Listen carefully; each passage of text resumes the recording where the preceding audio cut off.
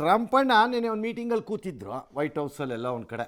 ಆವಾಗ ಅಲ್ಲೊಂದು ಅಕ್ಕಿ ದಿನ ಡಿಸ್ಕಷನ್ ಬಂತು. ಆಗ ಅವ್ರದ್ದು ಅಗ್ರಿಕಲ್ಚರ್ ಸೆಕ್ರೆಟ್ರಿನೋ ಯಾವುದೋ ಅಸೋಸಿಯೇಷನ್ ಪ್ರೆಸಿಡೆಂಟೋ ಯಾರೋ, ಸರ್ ಏನು ಮಾಡ್ತಿದ್ದಾರೆ ಈ ಇಂಡಿಯಾ, ಥೈಲ್ಯಾಂಡು, ಚೈನಾ, ಪೋರ್ಟೋರಿಕೋ ಕಡೆಯಿಂದ ಎಲ್ಲ ಕಡೆಯಿಂದ ತಂತಂತ ನಮ್ಮ ದೇಶಕ್ಕೆ ಅಕ್ಕಿ ಸುರಿದು ಬಿಡ್ತಿದ್ದಾರೆ ಸರ್. ಹಾಗಾಗಿ ನಮಗೆ ದೊಡ್ಡ ಪ್ರಾಬ್ಲಮ್ ಆಗ್ತಿದೆ, ನಮ್ಮ ಫಾರ್ಮರ್ಸ್ ಎಲ್ಲ ತುಂಬ ಕಷ್ಟದಲ್ಲಿದ್ದಾರೆ ಅಂತ. ನಿಮ್ಮ ಫಾರ್ಮರ್ಸು ಕಾಂಪಿಟೇಟಿವ್ ಸ್ಪಿರಿಟನ್ನ ಕಳ್ಕೊಂಡು ಭಾಳ ವರ್ಷ ಆಗೋಗಿದೆ ತಾಯಿ. ನಿಮ್ಮ ಫಾರ್ಮರ್ಸು ಸುಲಭ ಆಗೋಗಿದ್ದಾರೆ ದಾರೀಲಿ. ಮೊದಲಿನ ಅಮೇರಿಕನ್ ಫಾರ್ಮರ್ಸ್ ಅಲ್ಲ ಈಗಲ್ಲಿ. ಎಲ್ಲ ಸುಲಭ ಮಾಡ್ಕೊಂಡಿದ್ದಾರೆ. ಏನ್ಯಾವ ಅದಕ್ಕೆ ಟ್ರಂಪು ಹೌದಾ ಅವ್ರಿಗೇನಾದ್ರು ಸುಂಕ ಗಿಂಕ ಆಗುತ್ತಾ, ಅದು ಹೆಂಗದು ಅಂತ ಕೇಳಿದ್ದಾರೆ. ಈಗ ಎಲ್ಲರೂ ಹೇಳ್ತಿರೋದು ಹಾಕ್ತಾರೆ ಮೋಸ್ಟ್ಲಿ ಅಂತ. ಇನ್ನೊಂದು ಅದನ್ನು ಲಿಂಕ್ ಮಾಡ್ತಿದ್ದಾರೆ ಎಲ್ಲ, ಮೋದಿ ಬಗ್ತಾ ಇಲ್ಲ, ಟ್ರೇಡ್ ಡೀಲ್ ಡಿಲೇ ಆಗ್ತಿದೆ, ಹಂಗಾಗಿ ಇದು ಮಾಡ್ತಿದ್ದಾರೆ ಅಂತ.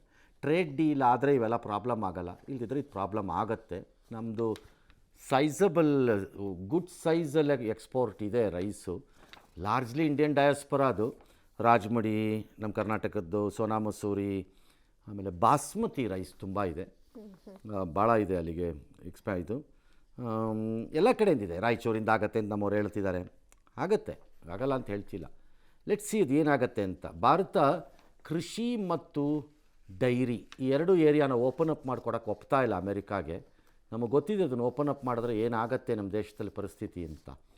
ಈಗಾಗಲೇ ಅವರು ತನ್ನ ರೈತರಿಗೆ ಒಂದು $20 ಬಿಲಿಯನ್ ಸಬ್ಸಿಡಿ ಕೊಟ್ಟಿದ್ದಾರೆ ಟ್ರಂಪು. ಕಾರಣ ಅವ್ರಿಗೆ ಕಾರ್ನನ್ನು ಮಾರೋಕ್ಕಾಗ್ತಾ ಇಲ್ಲ, ಚೈನಾ ತೊಗೋತಾ ಇಲ್ಲ ಕರೆಕ್ಟಾಗಿ. ಹಂಗಾಗಿ ಪ್ರಾಬ್ಲಮಲ್ಲಿ ಇದೆ. ನೋಡೋಣ ಎಲ್ಲಿಗೆ ಹೋಗುತ್ತೆ ಈ ಹುಚ್ಚಾಟಗಳು ಅಂತ. ಇನ್ನು ಪಶ್ಚಿಮ ಬಂಗಾಳದ ಮುರ್ಷಿದಾಬಾದಲ್ಲಿ ಅವನು ಯಾರೋ ಹುಮಾಯೂನ್ ಖಾನನ್ನು ಬಾಬ್ರಿ ಮಸೀದಿಗೆ ಶಂಕುಸ್ಥಾಪನೆ ಮಾಡಿದ್ದಾನಂತೆ.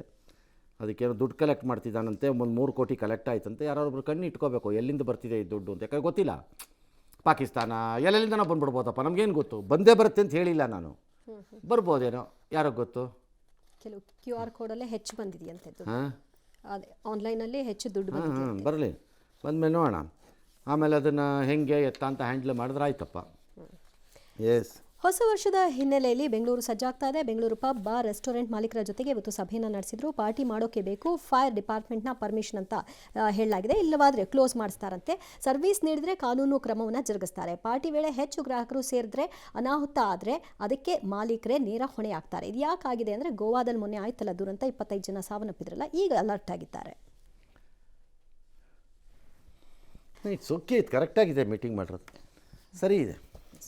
ನಟ ರಿಷಬ್ ಶೆಟ್ಟಿ ಹಾಗೂ ಚಿತ್ರತಂಡ ಹರಕೆ ನೇಮೋತ್ಸವದಲ್ಲಿ ದೈವಾರಾಧನೆಯ ಸಂಪ್ರದಾಯ ಮೀರಿ ನಡೆದಿದೆ ಅನ್ನೋದು ಸಾಮಾಜಿಕ ಜಾಲತಾಣದಲ್ಲಿ ಪರ ವಿರೋಧ ಚರ್ಚೆಗೆ ಗ್ರಾಸವಾಗಿದೆ.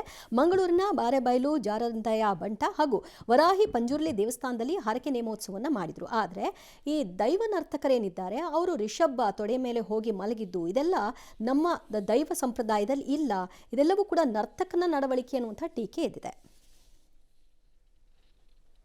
ಜೀನಿ ಸ್ಲಿಮ್ ರೆಫರ್ ಮಾಡ್ಬೇಕಾದ್ರೆ ಕಾರಣ ಏನಂದ್ರೆ, ವೇಟ್ ಲಾಸ್ ಸಲುವಾಗಿ ನನ್ ಬಾಳ ಜನ ಕೇಳಿದ್ರು. ಫಸ್ಟ್ ನಾನ್ ತಗೊಂಡು ನನಗೆ ರಿಸಲ್ಟ್ ಬಂದ್ಮೇಲೆ ಆಮೇಲೆ ನಾನು ಜೀನಿ ಸ್ಲಿಮ್ ಇನ್ನೊಬ್ಬರಿಗೆ ಪ್ರಿಪೇರ್ ಮಾಡಿದ್. ಸುಸ್ತಾಗೋದು ಕಡಿಮೆ ಆಯ್ತು, ವೀಕ್ನೆಸ್ ಅದು ಏನೂ ಇಲ್ಲ, ಪೂರಾ ಹೆಲ್ದಿ ಅದೇನಿ. ವೇಟ್ ಜಾಸ್ತಿ ಇರೋರಲ್ಲಿ ಏನೇ ಡೌಟ್ ಇಲ್ಲದೆ 100% ಬಳಸಬಹುದು. ಪ್ರತಿದಿನ ನಮ್ಮ ಜೀನಿ ಸ್ಲಿಮ್ ನ ಯೂಸ್ ಮಾಡಿ ಯಾವುದೇ ಸೈಡ್ ಎಫೆಕ್ಟ್ ಇಲ್ದಂಗೆ ನೀವು ಸಣ್ಣ ಆಗ್ತೀರಾ.